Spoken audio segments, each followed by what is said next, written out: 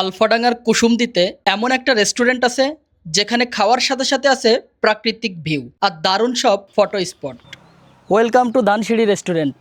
ফরিদপুর জেলার আলফাডাঙ্গা উপজেলার কুসুমদি রাস্তার পাশেই লুকিয়ে আছে দারুণ একটি স্পট, ধানসিঁড়ি রেস্টুরেন্ট।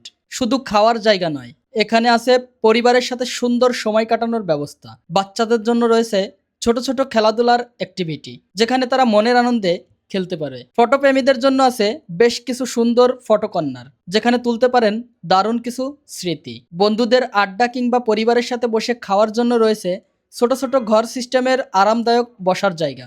আর সব থেকে সুন্দর বিষয় হলো, এক পাশে রয়েছে সবুজ ফসলের মাঠ, সেখানে মাচার উপরে তৈরি করা হয়েছে ছোট ছোট ঘর, যেখানে বসে প্রকৃতির মাঝে খাওয়ার অনুভূতিটাই আলাদা। তাই যদি কখনো আলফাডাঙ্গা এলাকায় আসেন, সময় করে একবার ঘুরে যেতে পারেন ধানসিঁড়ি রেস্টুরেন্টে।